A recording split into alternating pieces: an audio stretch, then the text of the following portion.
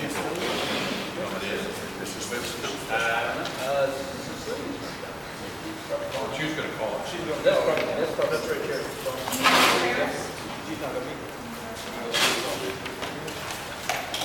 Good, that's right. Yeah.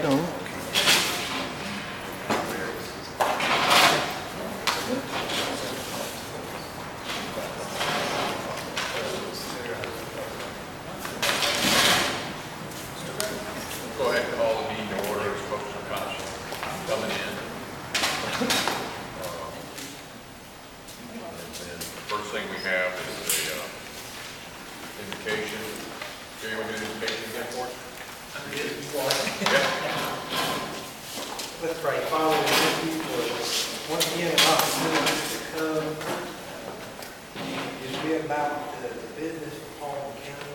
Father, we ask you for wisdom, we ask you for guidance, praise you for the rain. Father, we thank you for your blessing on our life. And we ask you to just be with us during this time. And I ask this, I pray this in the name that's above every name. Amen. Amen. Pledge allegiance To the flag of the United States of America, and to the republic for which it stands, one nation, under God, indivisible, with liberty and justice for all.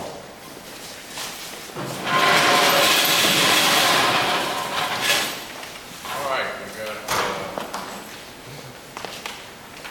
for business, we've got the minutes, we've got revisions of June 5th minutes. Everybody got the email, and they've got a copy here. We have copies on the table over there too. For clarification on the minutes from June 5th, I did not include the attendees from the steering committee, so I had to go back and add the attendees. That was the only change on that. It only took me 3 times to do a presentation. All right, we'll just also take a look at the June 12th minutes before we get a motion. Hopefully we can get a motion to approve both at the same time. Everybody had a chance to look at the minutes and any questions, comments, or edits?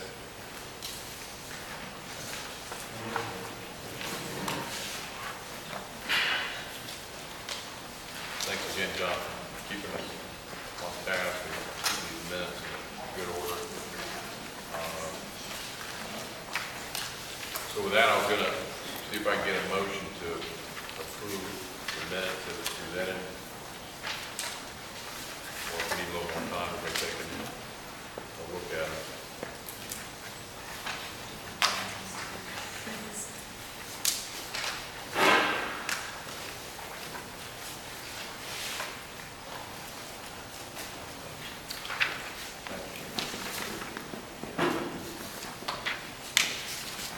I'll make a motion that we approve the 5 June minutes and 4 June minutes.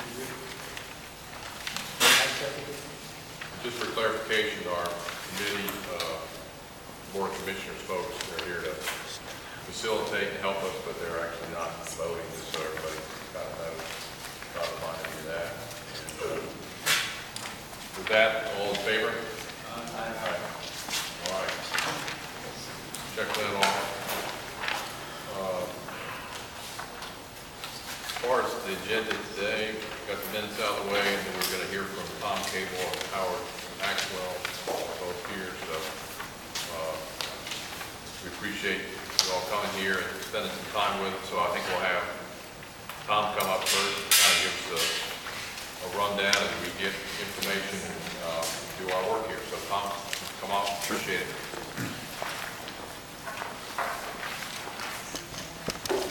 Good evening, members of the committee, Mr. Chairman. I don't have any really prepared statements to make for you. I'll just tell you generally, I'm the attorney for Halton County Airport Authority.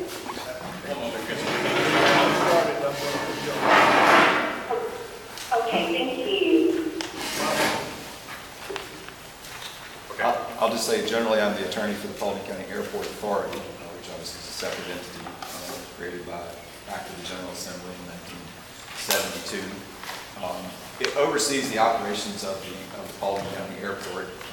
From the attorney standpoint, my role has been primarily to try to just give them general advice as issues have arisen over the years. Obviously, I wasn't around in 1972. I was around, but I wasn't an attorney in 1972 when it was created.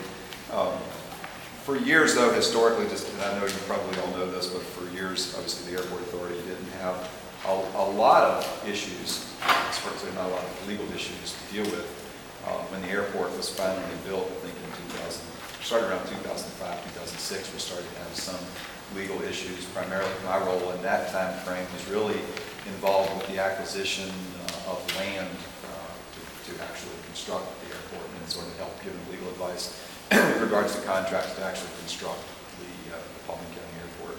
After the airport was built, again, we went through a period where there wasn't a lot of activity from a legal standpoint. There were meetings and there were certainly contracts and things like that that took place, but there was very little activity from a lawyer standpoint until about a year or so ago when there was some talk about involving the commercial component to the airport, adding a commercial carrier component to the airport. And along with that decision, there have been several pieces of litigation that have happened and are still pending. I will tell you that I don't generally like to discuss matters of pending litigation just for respect to the parties, some of whom are here, and also out of respect to our client, and also out of respect to the courts that might still have matters pending before it. However, if you have a specific question about a pending matter, I will attempt to answer it. Obviously, I can't do anything that would also violate any kind of confidential relationship that I may have with a particular client. So please don't ask questions like strategy and things like that with regards to pending litigation. But other than that, that's really my role. I attend the meetings of the Airport Authority. I'll try to give them general advice on the conduct of those meetings, any kind of advice on any policies or procedures that they may have. And of course, as I said, represent them with regards to the litigation that's pending. So we do have several pieces of litigation that are currently pending. So if you have specific questions, somebody said you might have some questions about the legal processes that we use. The Airport Authority, again, was created by an act of the General Assembly in 1972. It can certainly be amended by an act of the General Assembly at any time. Actually, one of the functions of this committee may be to determine whether or not there needs to be changes to the authority itself. I will tell you this, I also have been fortunate to represent the Industrial Building Authority. I think you all know that the makeup of the Industrial Building Authority, it was created in 1962 by a constitutional amendment. The constitutional amendment in 1962 actually names the people, not by name, but by positions, as to who will be on the Industrial Building Authority. There are 6 members of the Industrial Building Authority. And the Airport Authority, which was created 10 years later, include the 6 people that were on the Industrial Building Authority, plus 3 other people. So I think when the General Assembly created in 1972 the Airport Authority, again, there wasn't even an airport for them to have any kind of frame of reference with regards to that. But as time has developed, both the Industrial Building Authority and the Airport Authority have contracted with each other on several occasions. There have been several different instances where they've entered into contracts with each other. And of course, now you have a situation where there's multiple contracts between those 2 entities, and the Airport Authority is made up more than exactly 2/3 of the Airport Authority is the IBA, is the Industrial Building Authority. So this is not Tom Cable as the attorney for either authority, but just as simply as a citizen, like as I am as well in Paulding County. If I were thinking of a change that might be made with regards to the makeup, it would involve changing the makeup of the Airport Authority itself. I probably wouldn't make any changes to the Industrial Building Authority. I think that's created by Constitution. I wouldn't make any changes there. I think you run into some difficulties, which Mr. Maxwell probably can discuss better than me, about how to change the Industrial Building Authority. I think it's a lot more convoluted and complicated. But the Airport Authority can absolutely be changed by an act of the General Assembly. And as it's sort of happened over time, where you have a lot of contracts between the 2, it does make sense to me, again, this is not speaking as the attorney, but just speaking as a citizen, it does make some sense to me that there be more separation between the Industrial Building Authority and the airport authority. If they're going to continue to contract with each other, if they're going to continue to do business with each other, then perhaps they should be more independent of each other. And I don't think you'd have, I've represented for years both authorities. I don't think you'd have any negative reaction from any authority member about that. I think they'd probably be more than happy to step away if that was the decision that this committee then ultimately made as a recommendation to the General Assembly. But, yes, sir, Mr. Powney.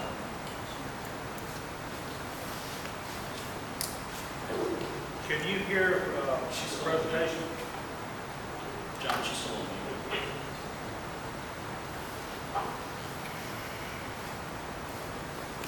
Be there? Can you hear us? Can you hear the presentation? I can, thank you. Okay. Could you hear it before? I cannot. Okay. You had her on mute. I'm Cecilia, Yes. mute your phone Yes. so we don't hear you, I muted the wrong phone. okay? And then now you should be able to hear us. So Thank you. Can well, you hear me now? we can hear you now, but mute your phone while you're listening to us. Okay, I will. All right, thanks. Now we're good. You want me to repeat, just back Probably fine, but, I mean, John muted her out. Yeah, I heard the background noise, so it's there. Well, I think that's great. We understand you can't really comment on the existing legislation or the pending litigation, but I guess what you said so far is great. And then maybe on the process in terms of your dealings with the county, give us as citizens how the whole local legislation process can work from a legal perspective, and how we're kind of talking on the political, just have a little more information on that. I think from a lawyer standpoint, I mean, it's just a question of if you made a recommendation to the airport authority that said you want to introduce some legislation that, or have the General Assembly introduce legislation that changed, for instance, the makeup of the authority. And again, Howard knows this better than me, but he would again put a notice in the New Era that said he intended to introduce local legislation, and then of course he would need to get the local delegation, get the support from the local delegation. Which I would imagine if the authority and all the persons affected by it were, if there was no opposition to it, I wouldn't think there would be any trouble with making a change to the airport authority. Now, again, with regards to the industrial building authority, which I know this committee isn't doing, but I think you might have a separate issue. You have some separate problems from a legal standpoint in trying to amend the industrial building authority, because again, it was created by constitutional amendment, not by an act of the General Assembly. But I'm happy to say, if you want status, I don't mind talking about pending litigation if you need to know about the pending litigation as far as the status of it, where it exists, and that kind of thing. But there's several lawsuits that are currently When you say several, can you tell me how many that cases are actually pending? Susan, you want to talk to me? There are three, I think, that are still pending. One has been resolved. There was a lawsuit that I really didn't have. It was only a sort of tangential involvement in. That was a lawsuit that was filed against the FAA in the Circuit Court of D.C. That challenged, really was again a lawsuit naming the FAA as a party to the Paulding County Airport Authority was only involved as an aside. That lawsuit was settled quickly and involved doing environmental assessment for the airport. That case is basically over. That case has been resolved. The three that are still pending, there is back last year, toward the end of the year, the Paulding County Airport Authority asked the court to validate a bond issue to widen the taxiway and also increase a parallel taxiway, the length of the parallel taxiway. When that bond validation was presented, there were some people that objected to the bond validation. There was a hearing before the Superior Court of Paulding County in which the court did validate the bonds. That case was then appealed to the Georgia Supreme Court, and arguments were held a month or so ago, I think. May 6th. May 6th, okay, in the Georgia Supreme Court, and we're awaiting a decision on that. So it's just in the Georgia Supreme Court awaiting a decision. We've already had an oral argument. The case has been briefed. We're just awaiting a decision. The other lawsuits, one involves a contract with the industrial building authority. When the bond was held up because it was on appeal to the Georgia Supreme Court. The Industrial Building Authority then loaned the Airport Authority $1 million to complete the project that was ongoing. There was a lawsuit then filed against the Industrial Building Authority and the Airport Authority saying that those authorities did not have the authority or the power to enter into that contract to do a loan, saying that was basically what a law calls an ultra vires act, basically saying that it's beyond the scope or beyond the power of the IBA to loan money to the Airport Authority. Both the Airport Authority and the IBA were named in that lawsuit. And then the most recent lawsuit was an alleged violation of the open meetings law, in which they contended, the plaintiffs contended that authority members had violated the open meetings law. And that lawsuit, the answer's been filed, and it's in the initial stages of discovery. So there's no calendar for that. There's been no hearings or anything along those lines. Just a real quick question, I know you don't have the answer to it.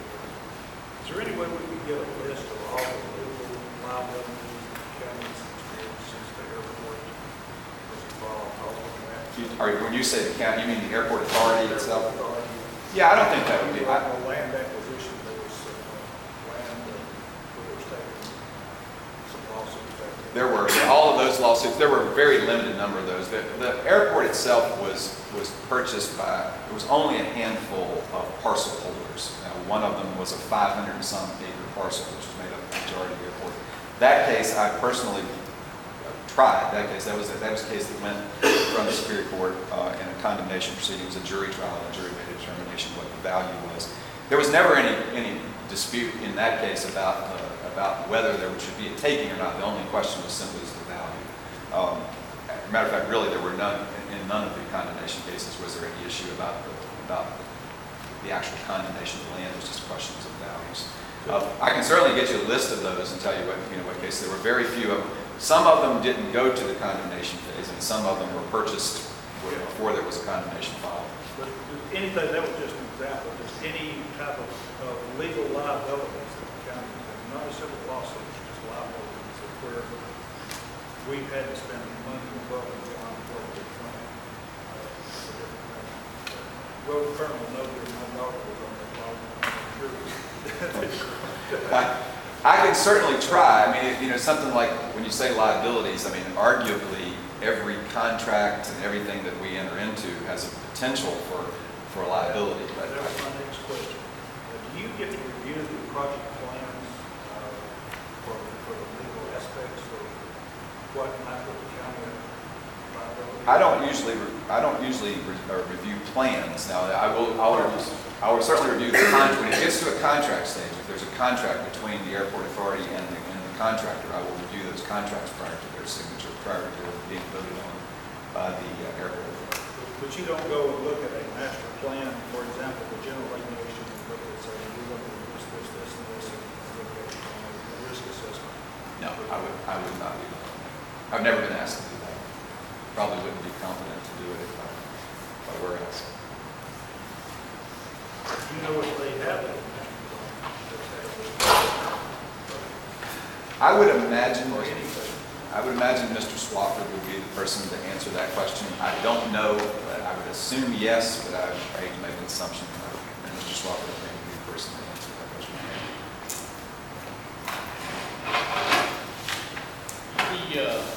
The original contract that was, the original bond that was, I'm assuming issued and/or it was applied for the $3.6 million to do the construction work that's currently going on to upgrade the airport to commercialization.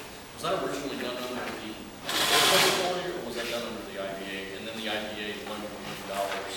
No, it was an airport authority issue. The airport authority asked for a bond, to issue bonds, and then had an intergovernmental contract with the county, for the county potentially to pay those bonds in the event the airport authority couldn't pay.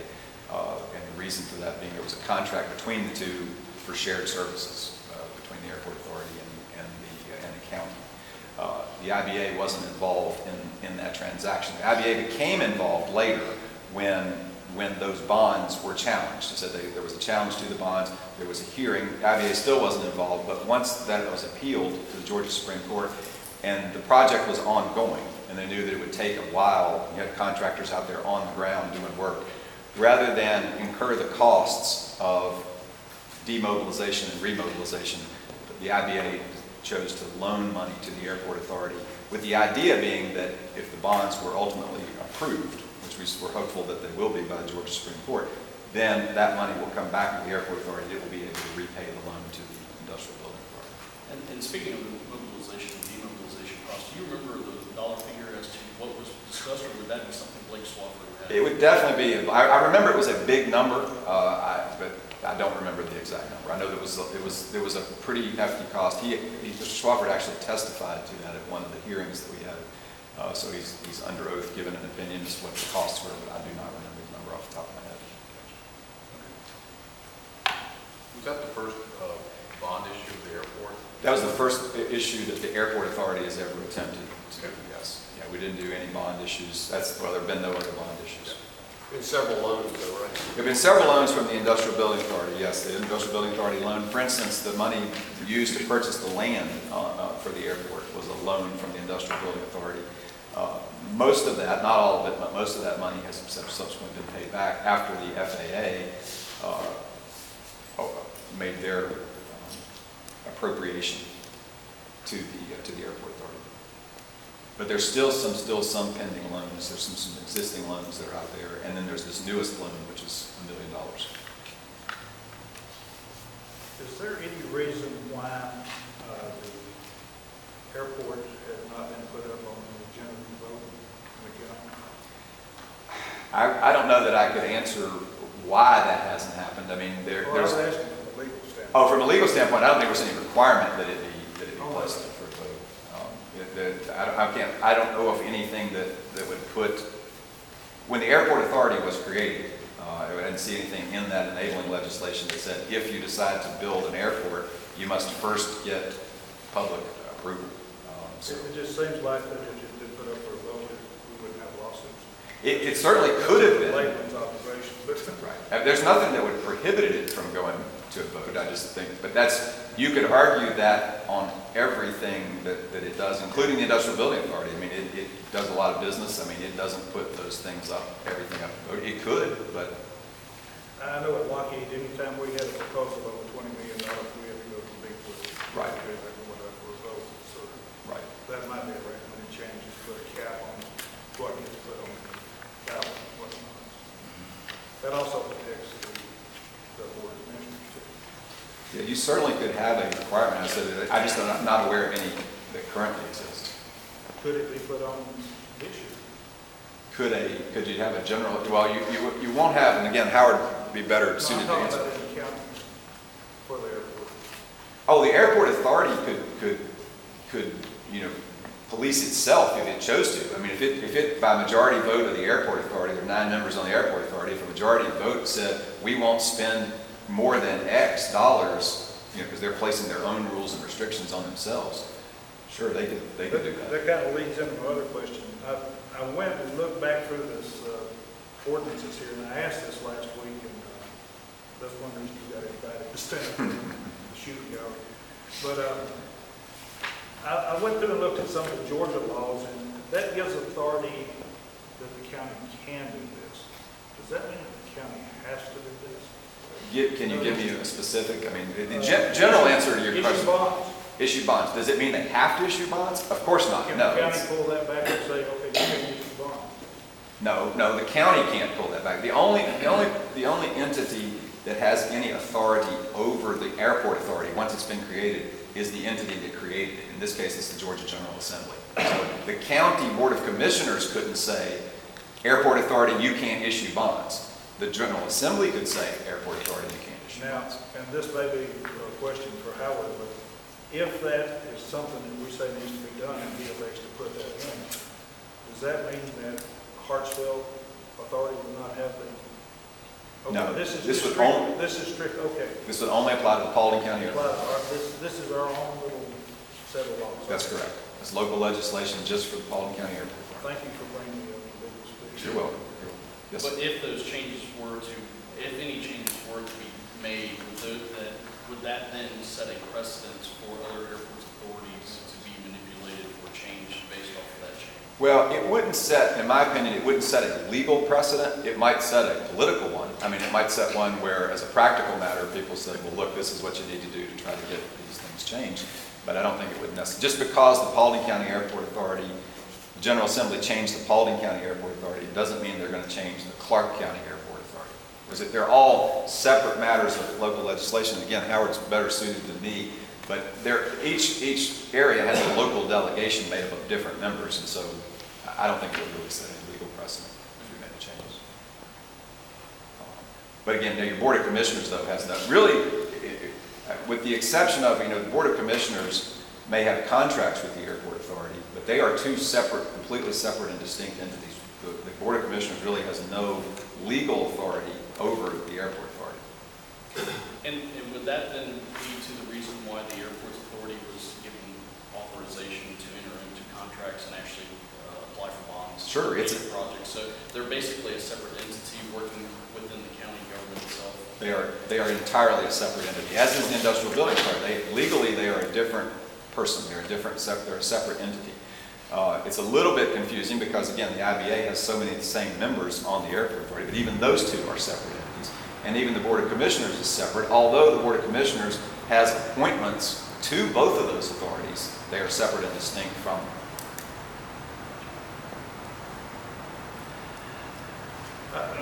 That seems, that just don't seem like a good man, right? Sorry. What? Why can't the sheriff do it? I'm sorry, Why what? can't the sheriff department Do what? issue bonds and provide his own cars? Well, the Sheriff's Department is it's a department of a county government. You understand, an authority is a political subdivision. It's a separate entity. And so when it was created, it was given that authority. And that's why it can. The Sheriff's Department obviously is just a department within the county. Right. But the county that oversees that department does have It one. does have authority. Yes. From my layman's terms, I would think that every branch within the county would go back to the Board of Commissioners. We let these guys out of it. And every department within the county does have to account to the Board of Commissioners. But the airport authority is not a department of the county. That's And they don't have to, they don't have.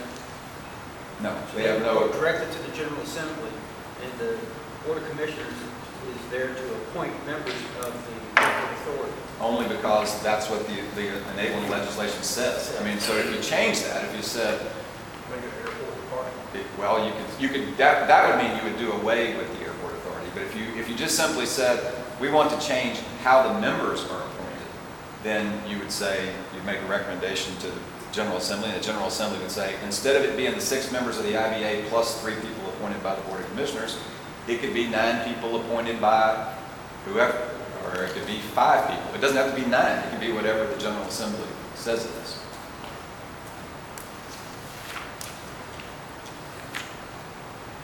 Anybody else? I got a hypothetical.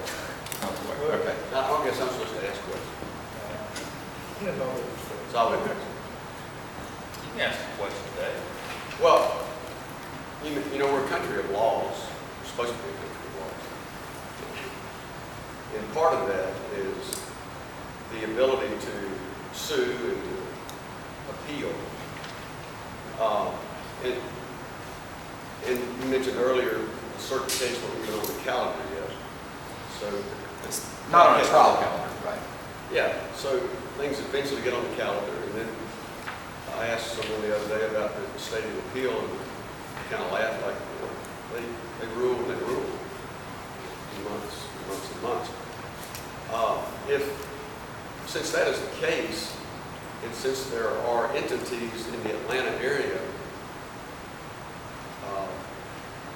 with deep pockets that could just bring up one lawsuit after another,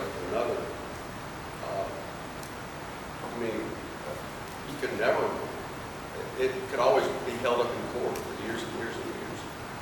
Could it not? Well, hypothetically, you could have situations where multiple lawsuits get filed and appeals run their course. I mean, eventually there will be an end. There'll certainly be an end to that particular litigation, and there may be another piece of litigation. But I mean, that's true of any any business, any entity that I'm aware of, and that can happen to anybody. I'm wondering why such large entities have an interest in the citizens of Paulding County.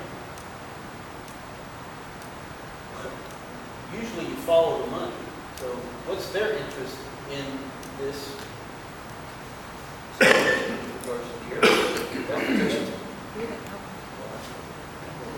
That's the question.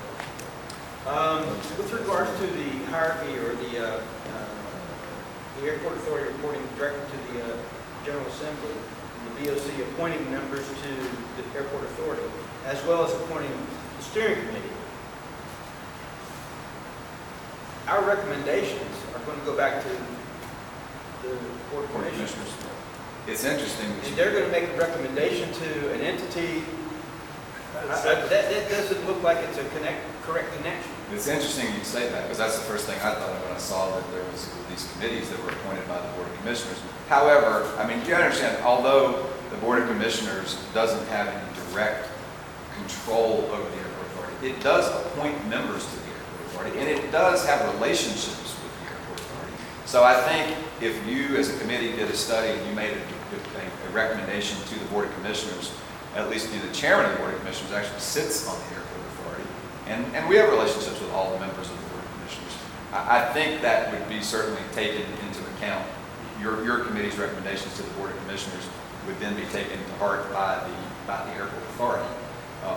But it is, you're right, it is kind of a peculiar way to get a committee. It would be, I use another example, it would be like the Board of Education, which I represent, making a determination that we're going to have a committee to determine what the makeup of the Paulding County Board of Commissioners ought to be. You know, making rules that not us, but what the Board of Commissioners are going to do.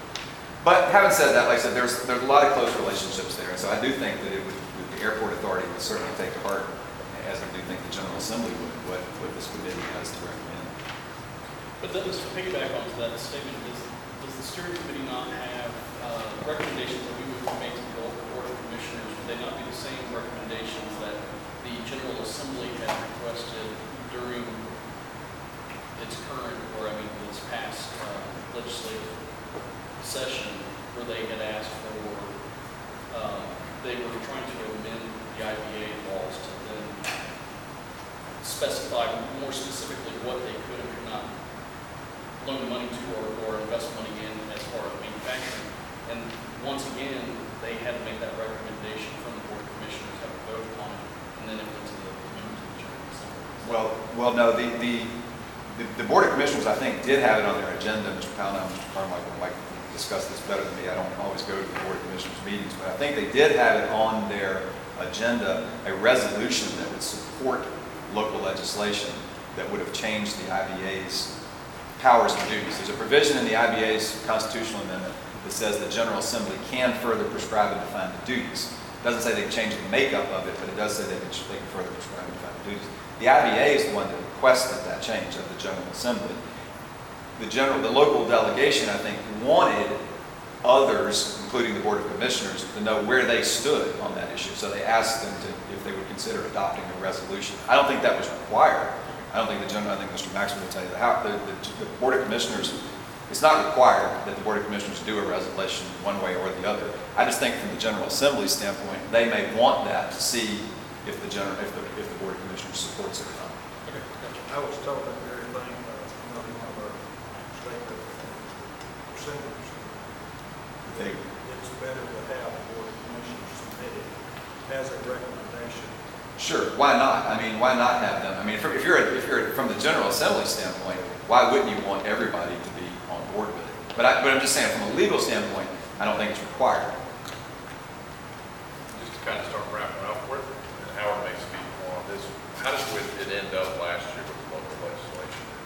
It got proposed and then... I don't know that it ever even got proposed. Again, Howard can probably...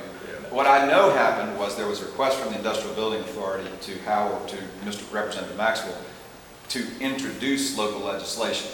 He then put an ad in the paper, which he has to do, that says his intent to introduce local legislation. I don't know that there was ever actually a bill that was ever actually dropped. I think what happened was there was some then discussion amongst the Industrial Building Authority and the local delegation, and there was a decision not to go forward with it.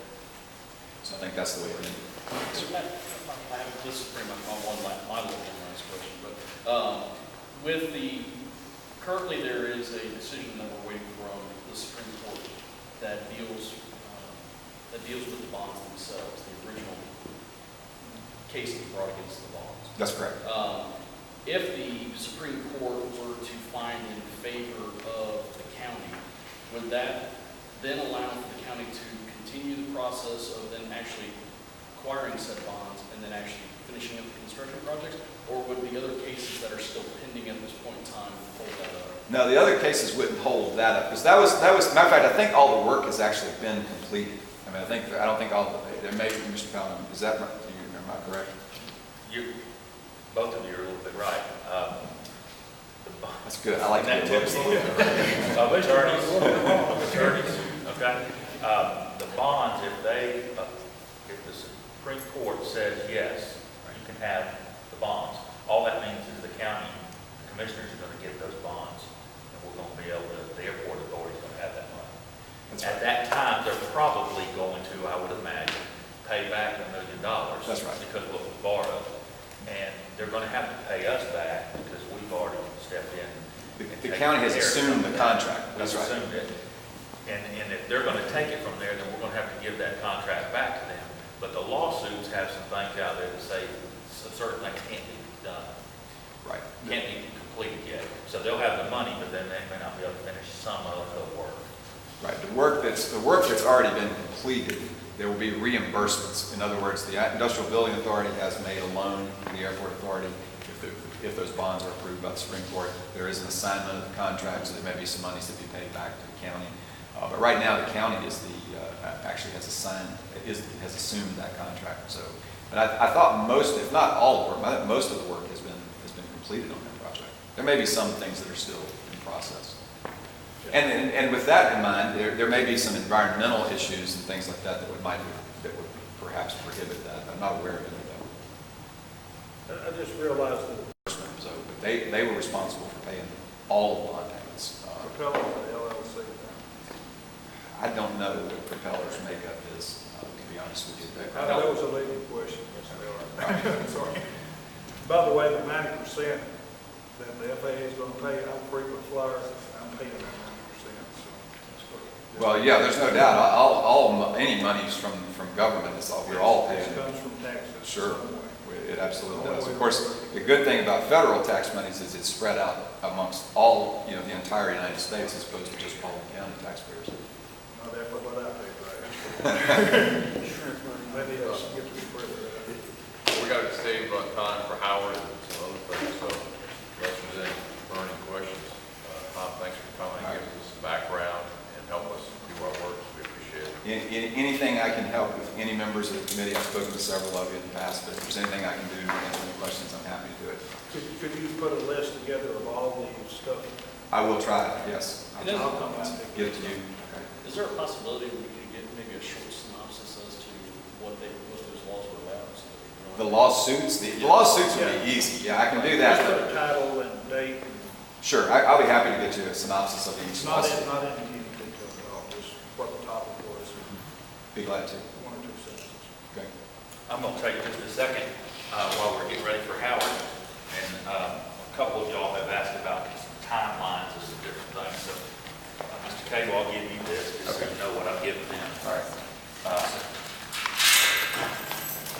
Just some timelines of what's going on because y'all asked me. I think several of you just asked also during this meeting here.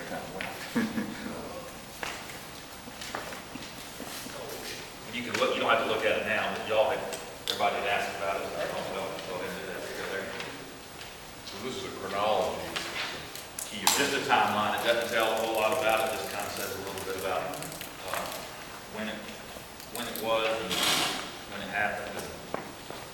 I'll tell you, there's That may help you a little bit. the questions that I worry about, the general aviation, because when you look at the process for how well it's performing, if you look at the process, if you look at what goes wrong in the process, whether you have failure, whether you're losing cars or you're driving to work every day. You can see common trends through that, and the lawsuits seem to be common trends throughout from this matter. To go back and figure out what's the root causes, what's wrong with the process, and what we're supposed to do to changes. Not that I'm sitting trying to make you do this, but No, I think that's good, just a little bit of background on this location, like give some ideas. People sue. what we've done wrong. If something's gone wrong, whether you're not doing risk assessments or whatever, projects, something is going on because we've got lawsuits. May I That ask- could be a key to it. I'm sorry to interrupt. May I ask you, read this? Several different, people just kind of got it together. Would that be citizens, lawyers, government officials? Citizens, and myself. It's kind of where we're. So these would be more the citizens that are actually opposed to the airport, or is it citizens on the whole? Just as a whole. And would we actually be able to be told as to helping out? Probably so. I think it's just simple. I understand, I just kind of like to know who all is involved. If the county's lawyer had to get a copy, I'm assuming you. No, I just wanted him to know what I was handing out, because we just got to talking about it. Doesn't get into detail, it just says what happened at what day. I think it's good, it's basic fact information to look at it. If y'all have asked for more, and he's gonna give you more of what it is, but then it's just simple. This is just a start of a skeleton. Yeah, it's just- Several people have asked what's going on where and when. So, Well, I think the next item on the agenda is Howard's going to get up and talk to us about state legislation, policies regarding airport authorities, and our esteemed state representative, Mr. 17. Thanks, Howard. Thank you, Mr. Chairman, the members of the committee, the gentleman and the lady, if she's still on the phone, still hear us. Thank you for allowing me to come over. I love following an attorney, that takes care of you most of the time, for the time I get out. Thank you, Tom. Legislative process is fairly simple. Y'all got into that with what we did this year with the IBA. We have to put notice of intent at least a week in the legal organ of the paper before any legislation is dropped. It doesn't mean when you put the letter of intent in the paper that it has to be done. It's just an intent to get it out there so people will know that we're looking at dropping local legislation. Did not happen this year. We put it out there, and what we as General Assembly members strive to have is a consensus by the people back home before we vote on something. Now in the House, we've got 4 members now. I was looking at the original legislation that established the Airport Authority in 72. There's 15 pages here, and y'all have seen it. I know I've put a copy of it online. The Paulding County's got a copy of the Airport Authority Act online. The only thing different than what I have here is the sections, or I think it's 301. They've got a 3 in front of everything now instead of what I have in the original book. But there were 7 members of the Paulding County delegation back in 1972. Looks like most of these folks were Cobb County. I have no idea how in the world they did it at Paulding County with about 11,000 people to make 7 reps out of it back in 1972. It's bad enough now. When I first got on, we had 2 reps and 2 senators. Now we have 4 reps and 2 senators. What we look at with local delegation rules, we have to have for the House 3 of the 4 members to sign on any local delegation before it can pass the House. In the Senate, both the senators will have to sign and agree to the legislation. As far as timelines, we can't drop legislation, local legislation, until a week after it's ran in the paper. Our session will start next year, as it always does, the 2nd Monday in January.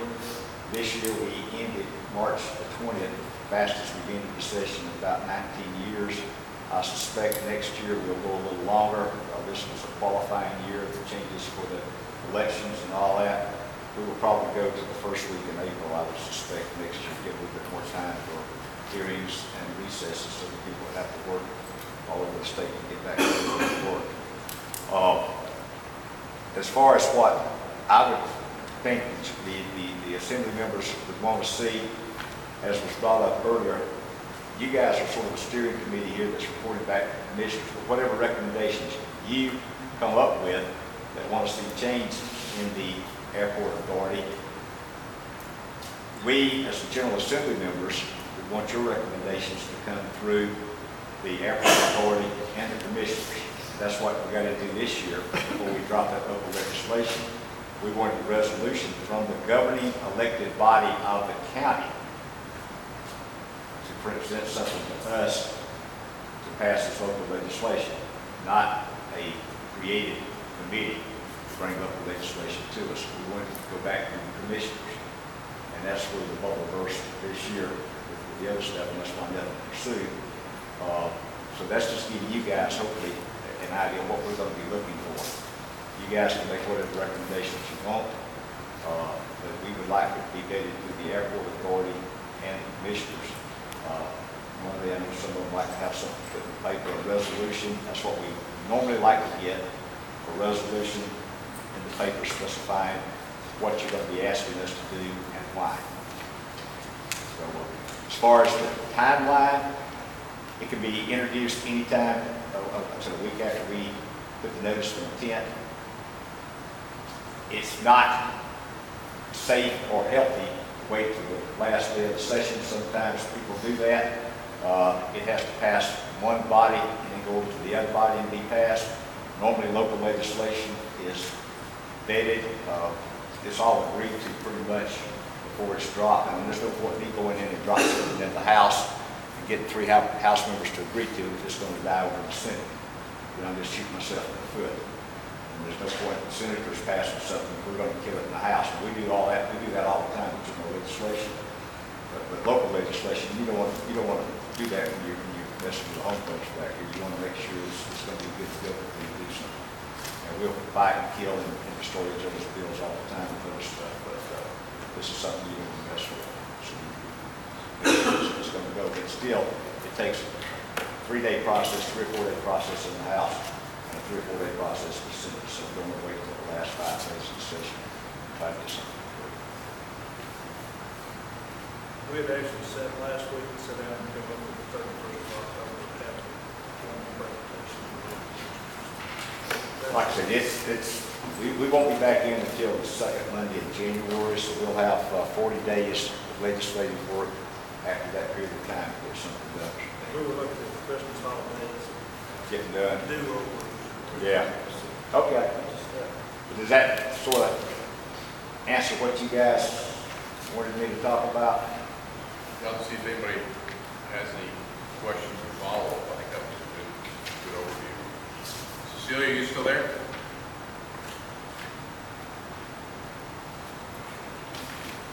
Try to find a mute button. Yeah. Those conference calls, you reach the phone, you can figure out how to unmute it.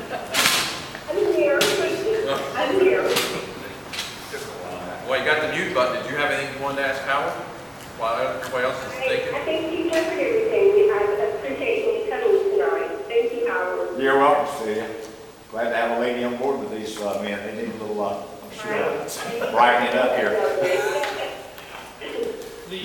have a question for you. The timeline that was presented to us this evening as far as when we actually have to submit in written memorandums and board commissioners, our findings and recommendations, and then the timeline that gets to the actual General Assembly for you all to vote upon.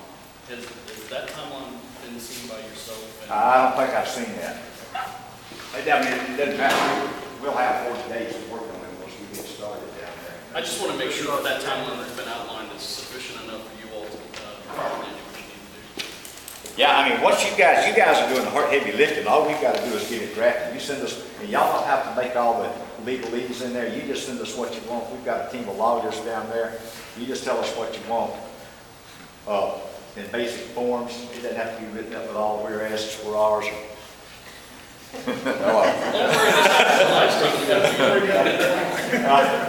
We got people on payroll down there that y'all are paying for to take care of that. You just send us, here's what we want to do. We'll get it into the legal folks, and they'll do all the legislative jargon that needs to be done as far as doing the bill type. And then what we like to do is get it back to you guys, for y'all to look at, both parties, and go to probably the steering committee, the airport authority, and the board of commissioners, and let every eye just talk about this thing, look at it, before we actually drop it. Now, this drop, we did this with the bill the other year. I forgot what it was, something we had thought everybody had looked at it, and we dropped the bill. I can't remember what piece of local legislation it was, and it got over the other side. And before we passed it, we found a little mistake in it. It wasn't significant, but it's something that needed to be straightened out. So we went ahead and had it dropped, ready to go. So we passed it over to the Senate, and then went to the senator, said, on bowed knees, and said, would you guys please clean up our little mistake here? So it can be cleaned up one thing to the other. Does that help you out? Yeah, that's fine. I just want to make sure we had sufficient time. Yeah, it should be. It should be. It's good for us to get it drafted, get it in the bill format, and then you guys ever try to look at it again before it's dropped. As you probably had experience with these, talking to colleagues about these types of steering committees or authorities, do you have any additional information you could give us, kind of how we run our meeting, or kind of what we're looking at, our process right now? We're kind of in a fact gathering phase right now, listen to the citizens and kind of we develop our report, just trying to see if you had anything you wanted to add. No, I mean, there's, I think, 104 individual airports in the state of Georgia, other than Hartsville and a couple of big ones, maybe Savannah, Macon. There's, I think it's 104, I believe, is what I had stated last year. But you guys can do whatever you want as a body. I mean, you guys can come up with whatever you think the citizens of the county want. Like I said, we just ask for your recommendations to come through the commissioners, the airport authority. I think it's the attorney mentioned here, it needs to be, come up the chain and have everybody's approval, get the resolutions out. But as far as, I mean, y'all are doing this just like we do the committee process in the legislature. It's making sausage, it's ugly, it's time consuming, and debating and voting on stuff in the legislature when debates are out there, it's just not a pretty sight sometimes. Usually the finished product, when it comes out right, it's like y'all mentioned a while ago, half's happy and half's not happy. If you get half mad and half happy, you've probably done something about right. If everybody's happy or if everybody's mad, then there's something probably wrong with it. I've actually, I've taken the time to go back and look at some of the airport authority boards that are in other counties, be it Barrow County, Greene County, the city of Valdosta, so on and so forth. And I've noticed one thing about the legislation that authorized those airports authorities, and then gave them their abilities to do what they need to do as far as governing the airport go. I've noticed one thing, and it was brought up in our last meeting. It seems that there's certain language that's always boilerplate language, especially when it came to the issuing of bonds, or who has the ability to actually contract with contractors or review those, so on and so forth. Is that typical with this type of authorization, that there are certain languages that are, copied and pasted from one particular? It is. It's all, I'm sure ours should be. I don't know if those were passed before or after ours. Most of them were actually passed afterwards, which then again may be a simple copy and paste from those as well. But I didn't know if that was typical in certain cases, and then there's certain sections where the local counties get to say, this is what we would like to have. Well, you can. I know in the revenue bonds right here, I was reading the section here, such revenue bonds or obligations shall be issued pursuant to and in conformity with the revenue bond law, approved February the 14th, 1957, amending the law formerly known as the Revenue Certificate Law in 1937. So that's just all in the code, and when we do the revenue portion, they just, like you said, cut and paste and put it in there. Okay. It all refers back to usually some type of existing legislation, the revenue code. There's a whole section in there about how revenue bonds are issued. I saw this in here with another part of the bill. Yeah, a lot of that's just cut and paste. It's just it's a format they fill out. I got you. Okay. But you can still do. Y'all can customize it whatever you want. Right. I mean, I did see that other counties actually had boards that their makeup was completely different. Yeah. Some of them actually had a certain amount of elected officials on the board, and then they had appointees from each commissioner or some government entity. Other ones, it seemed to be they were all appointed by elected officials to represent them, but they there was no government official on board. I mean, it was kind of give and take, and it depended, I'm assuming whatever that county wanted. Whatever that county wanted and whatever that delegation could get through, yeah. There's no rhyme or reason, it's whatever you guys want to do. We have to try to meet your wishes there. Okay. Let me ask you a what-if scenario, since this must be generic. Been 30 years in the Marine Corps, I'm real years ago in the military. Chain of command to me is almost sacred. To have the airport authority report to the General Assembly and the DOC being outside of it, kind of like the first cousin that's got red hair. I don't see, what if we took a wild case and said, okay, we're going to make this an airport department and do away with it? We still have an airport. You're gonna have an airport out here unless you bulldoze it in and grow trees. No, I'm The saying. airport's there. Well, I'm talking about, could we function with an airport department instead of an airport authority for the board? I think you're giving up a lot of,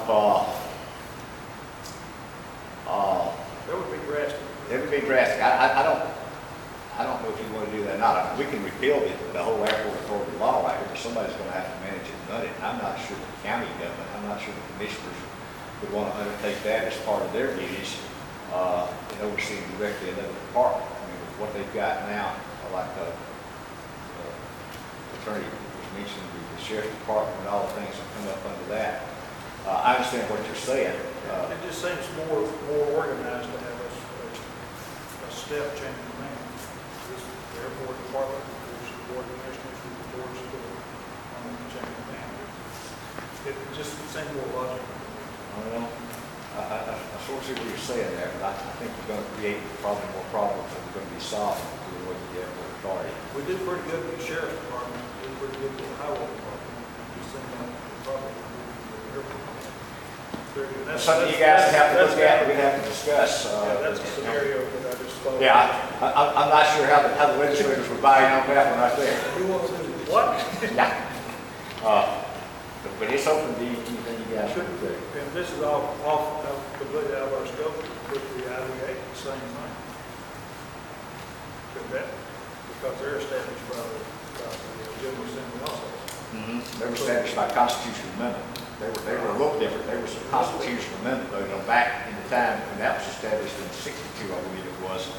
All these authorities were created by constitutional amendment. Everybody had to vote on these things, and that law was changed afterwards, so it allowed the General Assembly to create some of these boards and authorities without having to have a constitutional amendment.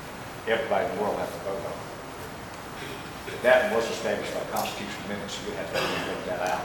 See, I was just going to put all those in the department. Yeah. I don't know, it'd be something I'd have to study on a while. Give Dave Austin a raise and say, okay, you got it all. Yeah, let the manager run. Anything else? And I'll be glad to come back if y'all have questions anytime.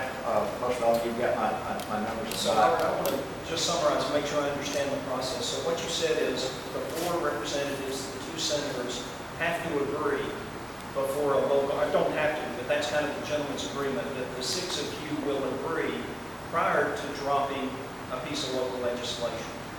That's sort of the general agreement we had. We got to have 3 out of the 4 representatives, yes, sir. And the 2 senators. And the 2 senators. Okay, and then for you to agree, you generally don't entertain local legislation unless it comes to you through the local governments, which in our case would be the board of commissioners. Right, and well, we want you guys to agree to it, and we want the airport authority to have a say so on it. Now, they can, agree or disagree, but as long as it's spending properly, it comes to the board of commissioners, the elected body.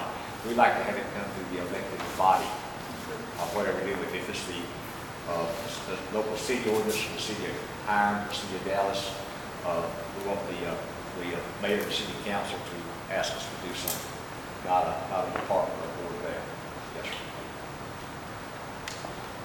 I think one thing I'd like to say is the citizens have to realize, and this committee has to realize, that we talk about a lot of things that the Board of Commissioners is not in charge of. The Board of Commissioners, we give over $550,000 a year to the IPA budget. give over 300,000 a year to the airport budget. And we do control the budget. But it's bottom line. And there was one comment that was made about, I forget, one of y'all asked the question when it comes to bonds and who's gonna ultimately pay for those bonds. When it comes to condemnation of land, the buck stops with the commissioners. Right? Well, you asking me, that depends, it depends on who's doing the condemnation. I mean, if the county's doing the condemnation, it clearly stops with It the. stops with us. When it comes to the bonds that are issued, the IBA bonds, for example, 2003 bonds. Yes. The 2003 bonds were issued for an industrial building or industrial park. We, the commissioners, the citizens have paid for those bonds since 2003. We give that money to the IBA, and the IBA in return pays that payment.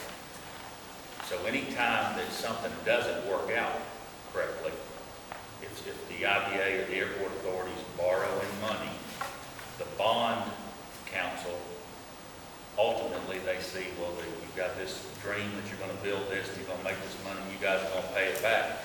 But they ultimately come to us as the board of commissioners, and they want to make sure in that contract that it says that we're willing to raise the millage rate up, whatever that amount is, to be able to pay that payment. Correct? Exactly, yeah, there's an intergovernmental agreement between the two entities. And they're not going to take it from just the IBA or just the airport authority. So that's why we voted to pass the last $3.6 million bond.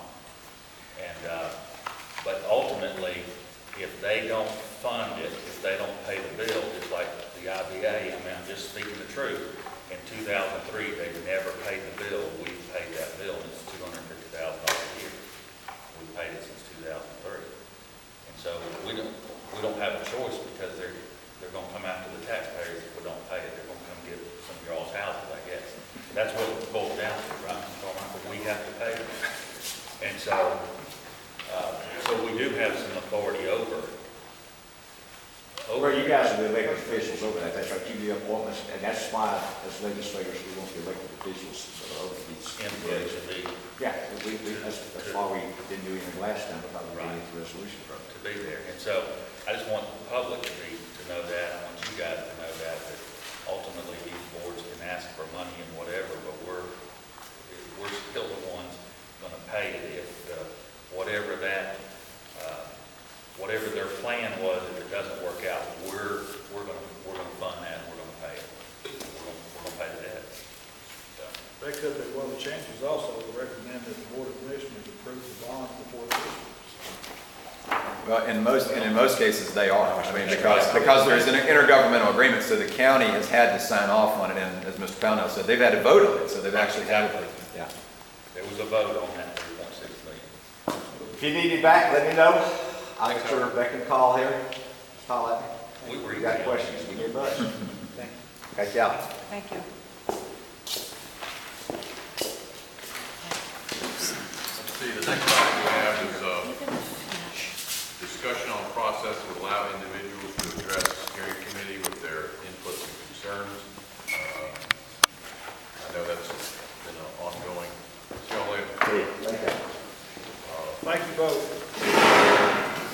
One of the things, as a citizen steering committee, obviously, is to hear from the citizens. We've had an opportunity to hear from the farm. We heard some information, and then the last meeting we had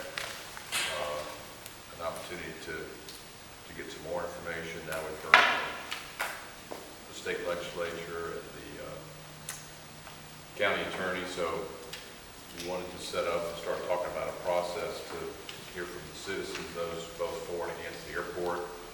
And I know that we just got some information today, which was great for us to consider, that was sent from Paulding County residents with their comments for us to consider. And I wanted to open up to the group here, have some ideas of maybe start down at that end about. We talked talk about through email, maybe have our next meeting or meeting in the future where folks can perhaps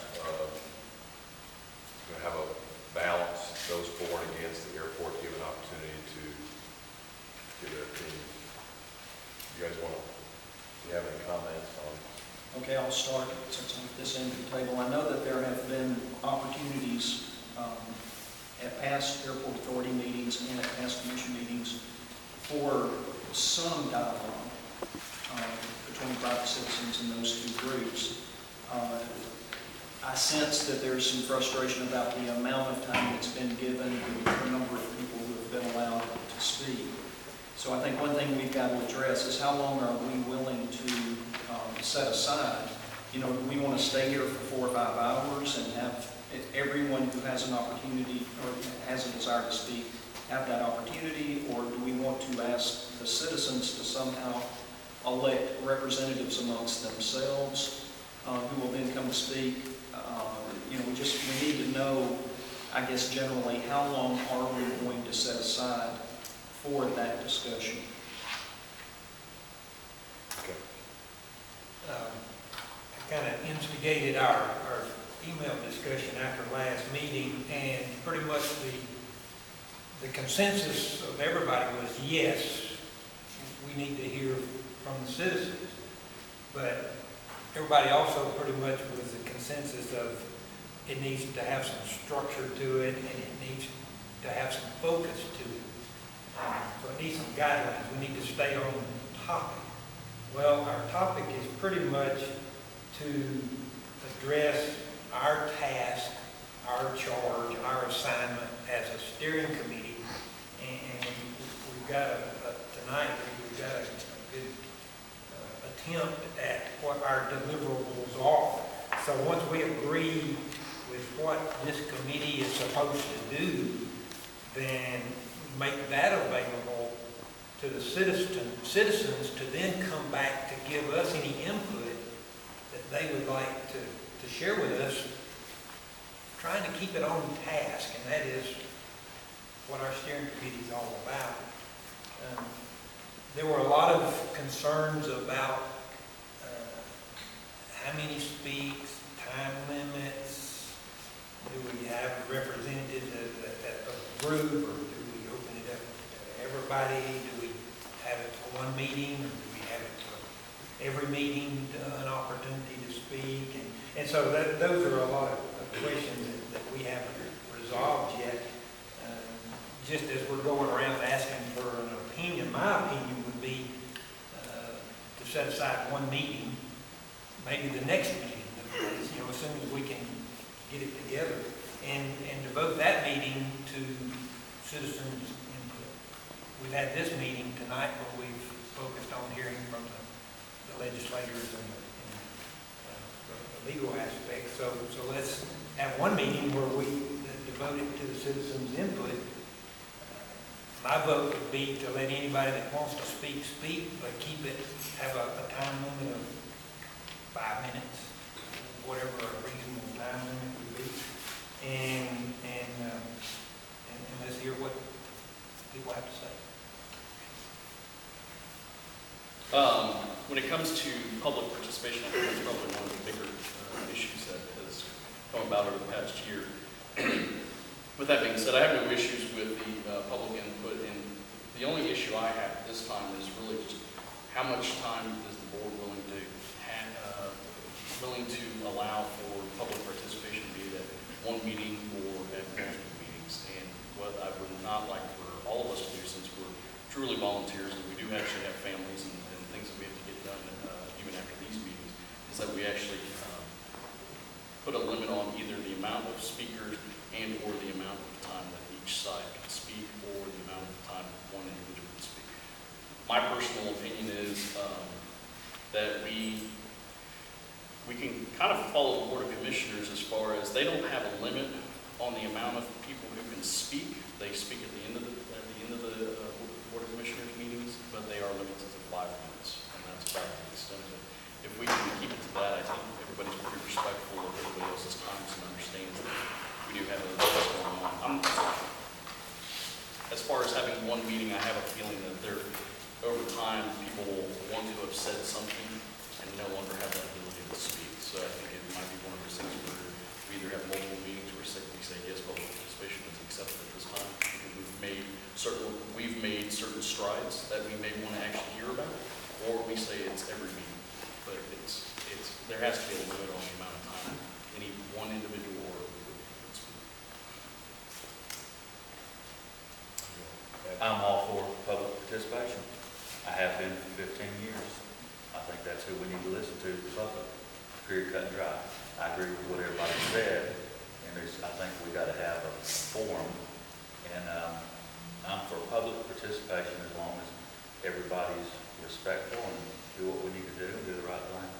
But as an elected official, I'm elected by the people to listen to the people, and that's what we're here to do. And if you knew the battles that I have fought over the years to see that we have public participation in our meetings, it would be scary to know, because there's a lot of people that don't see that. So I appreciate you guys wanting to do that. We need to hear from the people, because that's what it's about at the end of the day.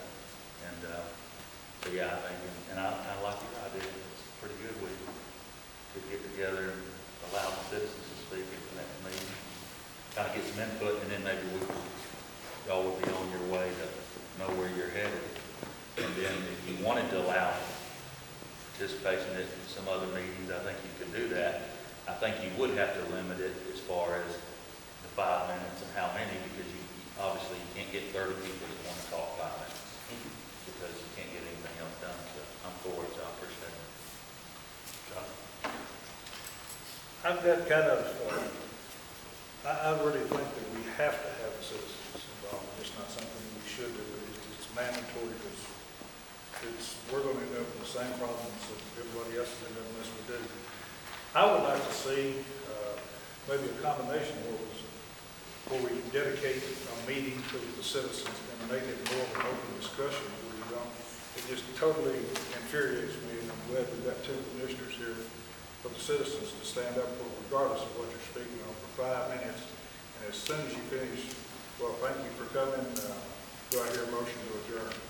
I want to see group participation and conversation back and forth, open dialogue across, just like we did with the senator and the lawyer here. It's going to have to be focused. It's got to stay on topic, like you said, and maybe it could be limited just to the topics that we've covered in the past, or what the topics we covered that night. Get your feedback on what we should do. But we've got to get the citizens' inputs on this. I've been going around knocking on next door neighbors' doors, so. I agree with what everyone said, how you do it. We're just facilitators. It's your committee. I think maybe the best idea might come from the citizen. That's the reason I serve in the military, because we all get the opportunity to express ourselves and vote, and to deny that would be un-American. Well, I agree with that. I've always thought we need to hear what the concerns are of the citizens, because that's obviously what's part of the rub and the reason that we have the steering committee. And if we can't know what is causing the discomfort, we can't know what we need to do to try to contact information. We start sharing information immediately, and then we can kind of organize, people to speak. That's my thoughts on it. Because that's something, between meetings, we can digest a lot of things that we'd have to wait 2 weeks or whenever the next scheduled meeting is to hear somebody. And if they had a viewpoint, they could submit it, and we could go to work on it. Maybe evolve into the open discussions after we get our feet down on the ground. And then that would give us all topics to start discussing, to streamline the process, and let's get to the meat of the matter. I think that's good. I mean, you watch C-SPAN or whatever, somebody comes in and they have their written testimony, and they kind of give a talk about it. But I think that's even a better idea if we can get it ahead of time. I suppose just getting it on the fly, we'll have the time to digest it before the actual meeting. I think there's clear consensus that that's kind of what we hear from the citizens. We just got to do a little bit. Hear from that round ball. Oh, yeah. You there? Cecilia?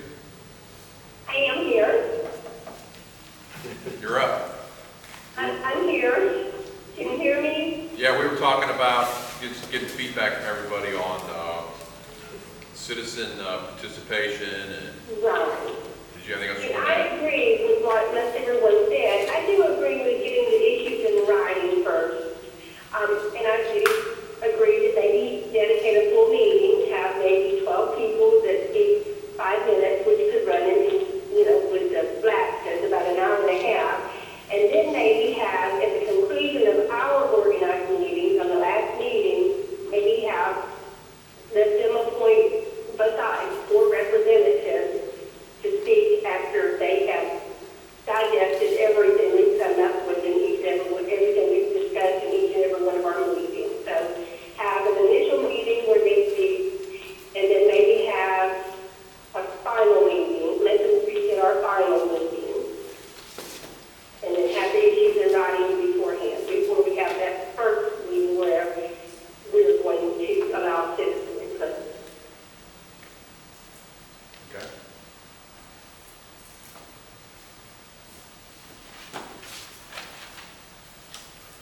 You didn't send what I sent you, John, to anybody else. No, I was going to bring that up there. We've never seen it. Okay. Well, I just sent it to him this afternoon. That's- The next thing I wanted to bring up was we had, and I was going to have Mr. Carmichael, you had sent out this deliverables and agenda. I thought you might introduce that, talk a little bit about that document that we can look over and consider and amongst, come up with a process for citizen input, writing and all that, and also talk about your document, and then once you're done, we'll have Todd talk about the document that he sent out this afternoon. Well, there seemed to be a lot of concern at the last meeting, the second meeting, that the commissioners and county administrator didn't really outline anything for you all to try to accomplish. And so at the end of the last meeting, I felt like I ought to try to do something about it, put something in front of you all. So that's all this is. Some suggested recommendations, different areas to attack and to discuss. Some of them get pretty detailed on the negotiations with business prospects and the structure of the airport authority, even range of duties, market flexibility. So this was put out in front of all the commissioners and asked for revisions or changes. But since Final draft, this doesn't have to be a final draft. or is this the original draft? This is a compilation of what everyone submitted or any changes that anyone wanted to make. But if other changes come in, it can be altered and updated. So this was kind of a document that the Board of Commissioners talked about. Well, it was really done electronically. So if you wanted the skeleton of task and recommendations, suggested recommendations, was put out there. And if anybody wanted to tweak that or add this to it, or that's the way it was handled. The reason I looked kind of flinched when you said changed is once you set your scope and your objectives, to change it, you're going to be wasting time and changing direction. Well, I agree, but It needs to be firm if we want to, what our scope is, what our objective. as Representative Maxwell indicated, whatever you want to submit, maybe another bold title ought to be any additions that you want to make. This is just kind of an outline so you have some place to start from. And even if there's things on here that people come up blank on, it's not saying that you have to submit something in these areas of request. But you're right, this is a response to us talking about getting some type of direction from the commissioner. And I think this is just good information for us to take under advisement, right, about what our scope just get the mental juices flowing. There's things you want to add or take away, it's still up to you. I'm happy to see that the Board of Commissioners thought in this much detail, interested in our input as to a number of these things. Especially the first bullet, just what we was talking about, to provide citizens viewpoint. So obviously, they're interested in our opinions. Absolutely. So we'll take this under advisement and continue to use it as part of our work. And then, how did you want to talk about? I just, Briefly introduce this. I had only sent this out to you and John. Just, I wanted you to forward it on to them. Oh, sorry. And no, I didn't ask you to, but I didn't want it to come from me. Yep. Is what I would say. And several citizens had come up and asked questions after the last meeting, and they called, whatever. And finally, I just told a couple of them, I said, why don't y'all get your thoughts together and send it to me, and then I'll send it to the board. Kind of what we were just talking about a minute ago. And I said, because I really didn't want to get 20 different emails, and 19 of them be just about the same. And so they kind of came up with some of their stuff, so we don't have to discuss it. I was just passing it on. Mike here and John Dean both, I had sent it to them for them to decide if they want to send it on to you guys. So they'll bring a hard copy, and then I guess it can be more like homework to take home and just kind of look at whatever you think. And this kind of goes along the line you had talked about, to the extent citizens, we have an opportunity for them to just email or send us what they'd like to have heard. That way we can kind of sit through it and see the individual themes. Obviously there'll be common themes, but at least that's an organized way of doing it. And then to the extent we want to have a verbal discussion as well, but at least there'll be a record. People get an opportunity to be heard and have them think through and put something in writing about what they feel or concerns, what they think we ought to take a look at. I think you can do both, and sometimes when you got it in writing and you look at it, it gives you something to kind of mull over and think about. Sometimes you may get a little bit more out of that than somebody just speaking for 5 minutes, and maybe you really didn't hear them as good as you should have heard them. So I think we can do both. I'd like to see us do both.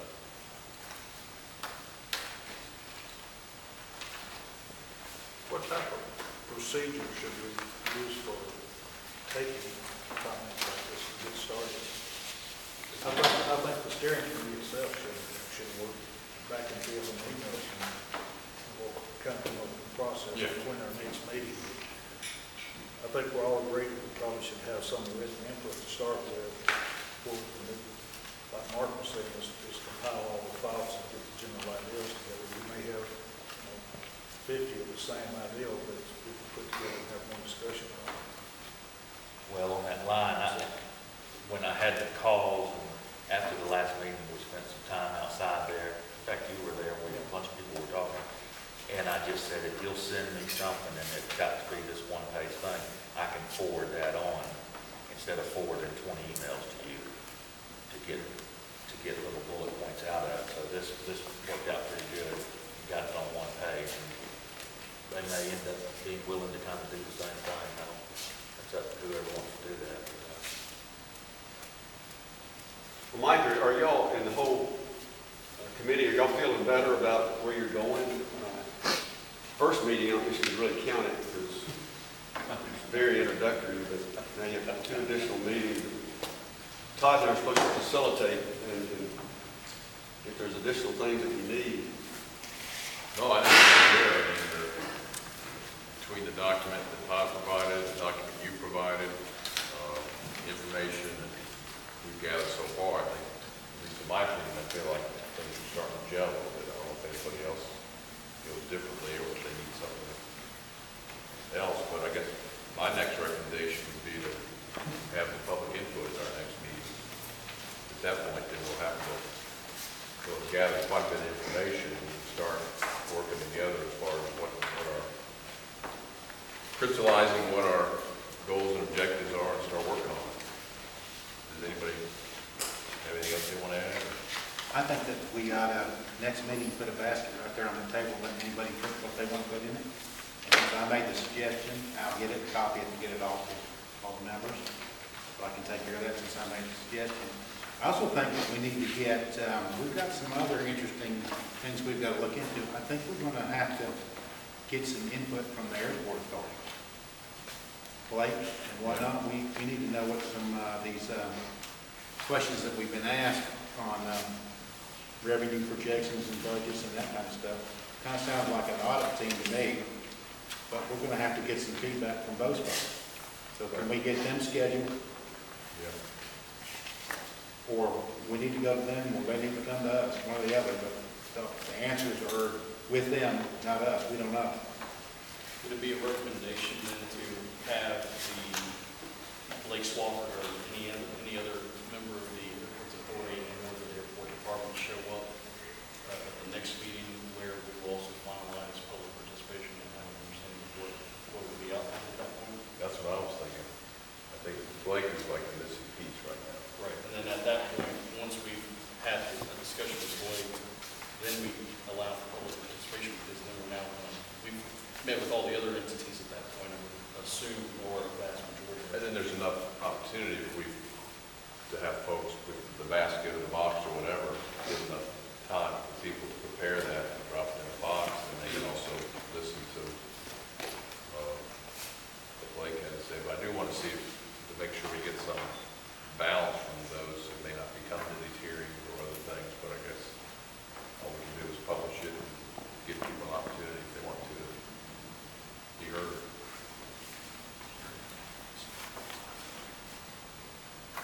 I wrote down here we should invite Calvin, because I think he's the head of the airport authority, if I'm not mistaken. So best to have the county. Calvin, down here, remember? He's the chairman of the airport. Yeah, okay, yeah. I think that's. Yeah, he's been around a long time, or Jim Underwood, who's a couple of years, I think. Somebody that's non-county that could add balance to it. How is the airport director paid? What entity pays the airport director? The authority or the county? County. Well, I was thinking when they said they reported to General Assembly, And we need some kind of flow chart so we know what we're talking about. I can't figure out. The county funds the running of the airport for over $300,000 a year, and then that are two salaries, Blake and Jim Walters. And so that's how that's done. Then, and he's a county employee with benefits, just like anybody else would be.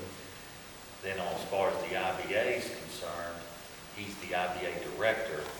He's paid from the IBA, but the Board of Commissioners gives them that budget. That's part of that. Now, this isn't what he makes. That's part of the $550,000 that we give the IBA, which $250 pays a debt. And then the other $300 is for IBA stuff, salaries and some other things. What are you being paid by the IBA? Blake, he's the IBA director. So he gets paid from the IBA. We fund that. And then he's a county employee with benefits and the whole 9 yards. And that goes through the regular budget process. Right. Well, both of those do. We give that money to the IBA, and it's out of our budget, and then we fund the airport, which is out of our budget. Okay. But he gets paid from the IBA, and he gets paid from the county. And correct me if I'm wrong, but that originally, you weren't here at the last meeting, came about as a cost saver under sharing. Instead of having to hire an additional person, let somebody wear two hats. There's probably other people that work for different companies. But that might be one of the recommendations, and I think the citizens definitely would like to see that change. So for the next meeting, we're going to invite Blake, Calvin, and Jim Underwood, work out a team from there, and also finalize our citizens process beforehand and have something to present. We're going to do it past the hat next week, so everyone will get the word out, we'll read the comments, and we'll put it in the hat, so should be you would think about addressing it now. Any questions? Yeah, I mean, we got a few minutes. I know that if there's a couple of folks here that want to just give some input on, we've only got like 5 minutes, so I know a few of you have been here most of the meetings, so maybe I know that you talk. So if you just introduce yourself and Thank you. Sue Wilkins, and a couple things. I would like to bring up the issue of the conflict of both IBA and Airport Authority committee meetings being held at the same time. That limits the citizens from being able to participate in both. We would like to see it changed. I don't know who's willing to do that, but if you would please consider that. I'll take it to look into it. I think we want to focus more on any ideas as far as getting your input rather than any specific issues right now. As far as you think that if everybody could get together and get representatives and kind of put together little position points and then put those specific things in some type of document, and then as well have an opportunity to stand at the podium and say that this is the document you prepared. I'd like to have a little dialogue with you. That's kind of what I was hoping. I understand, but what we're... I think maybe you may have heard her right, and I may have heard her wrong. I think what she's saying is talking about this steering committee meeting. Am I right? Both meetings are at 6 o'clock. Okay, one's I upstairs. understand. That's what it was. Here's the way I look at it, and correct me if I'm wrong, but we've already held our first meeting, we've already dictated that we were going to do ours every second and fourth Thursday.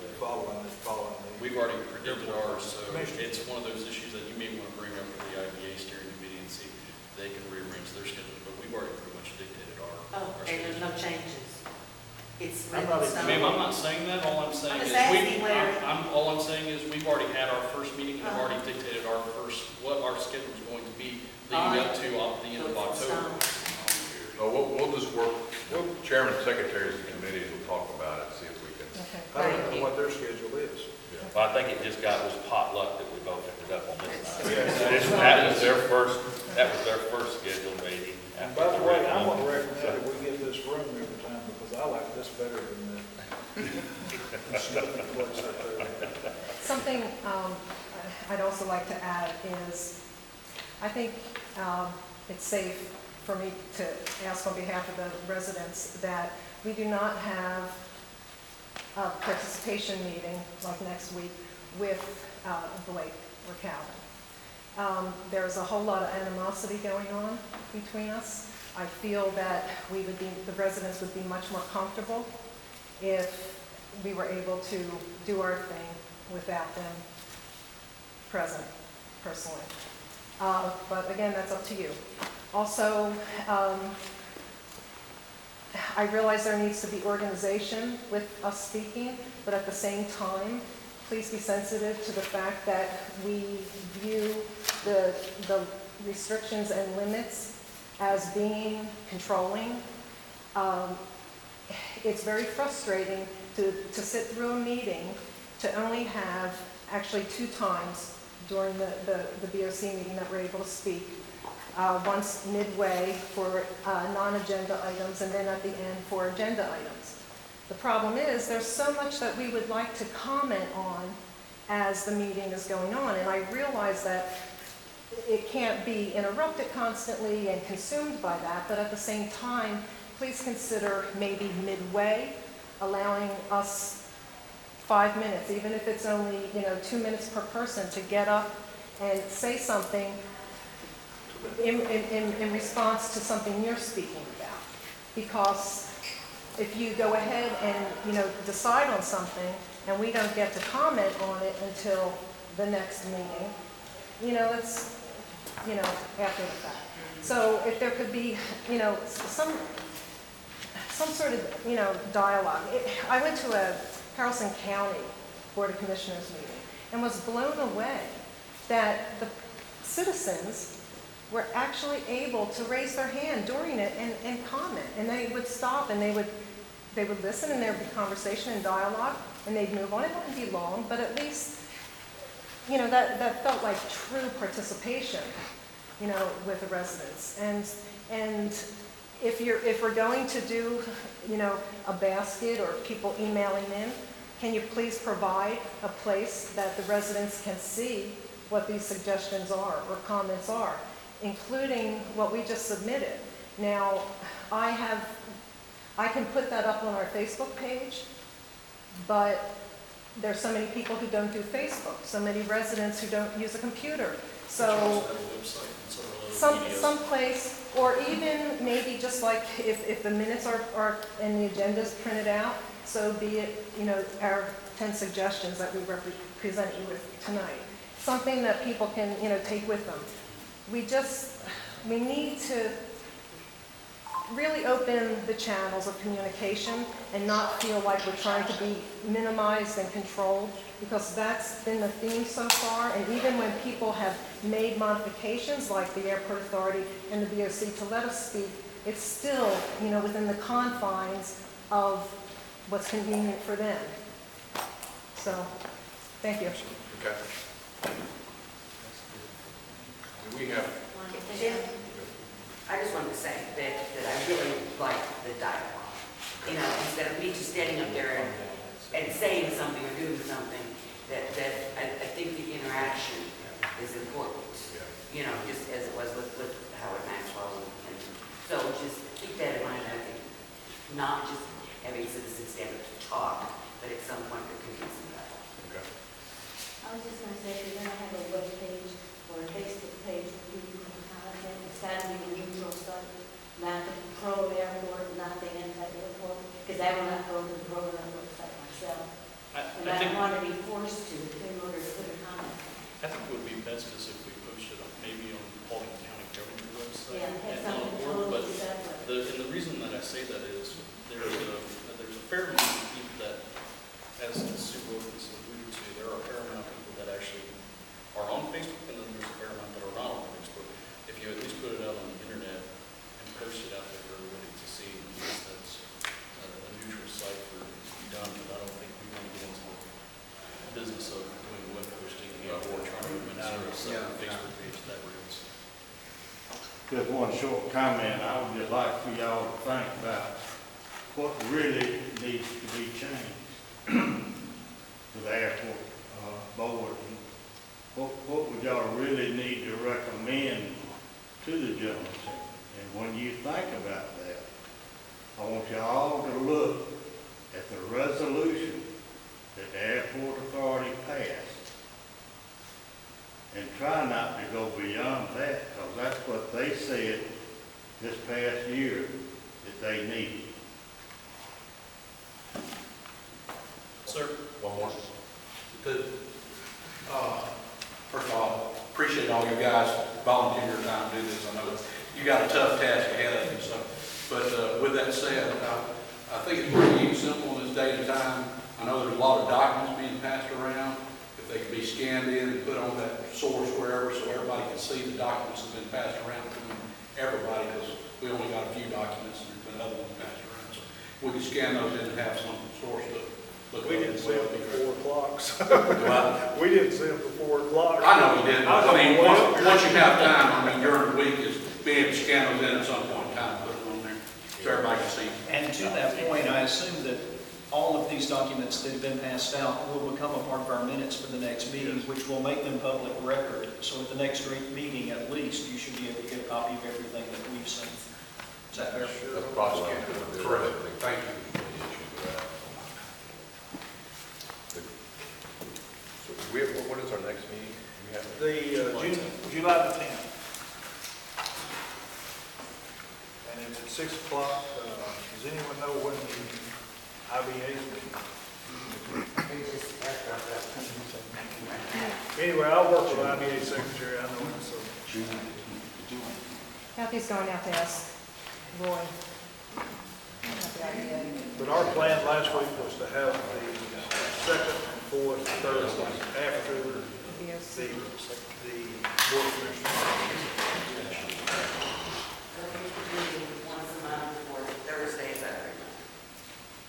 They'll be meeting once a month, the fourth Thursday of every month. Do you know what 6 time? o'clock here. Do you know what time? 6. 6.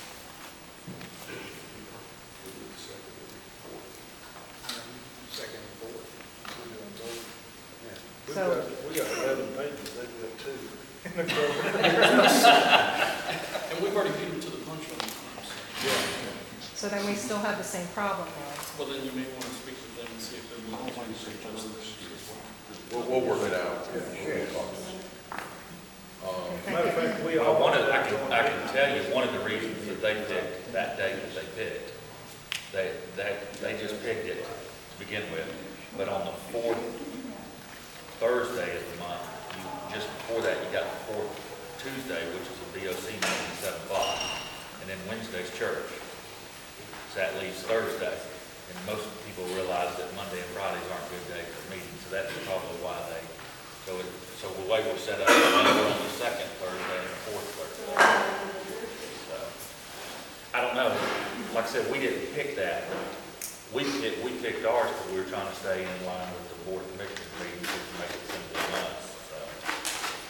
One more question, you still want to stay on a 2-week schedule? Yes, we would like to. Yeah.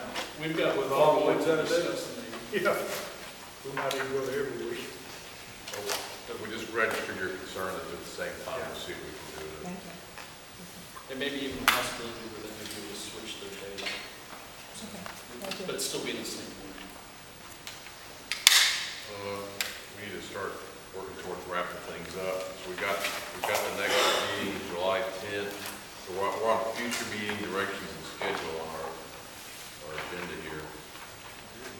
July 10th, That's where we're gonna try to bring Blake and the, and Calvin Thomas in, maybe Jim Underwood, for them. And we need to work out in between the committee what we think is the right process or procedure for having citizens participation, and just to have that as a document. And then maybe we can present that next week, at the next meeting, Yeah, with the basket or whatever we're gonna do. and we're gonna have the basket on the next meeting, we're starting off with. and I we'll also, believe we agreed to that. yeah, That's fine. yeah. Yeah. And what's our next meeting after that? It would be the 24th of July. So that's probably when we would have when we get the process together, the interactive involvement with it. By that time, we'll have quite a bit of due diligence under our belt to get up to speed. With that, any other items before we adjourn? I'm not clear about when the citizens are going to be given the time at a meeting to We're looking at the the 24th. 24th. Okay. Based on your concern that you didn't want to speak at the same Okay. meeting. so. So that gives us time to come up with a procedure. You know, unless y'all feel differently. It's fine. 24. Okay. You know, we've only got 8 more meetings, so we've got to have this stuff done. One of those is a presentation. So, Better get to it, John. pressure washing the house, guys. Have time for that. With that, can I get a motion to adjourn? Motion to adjourn. All in favor?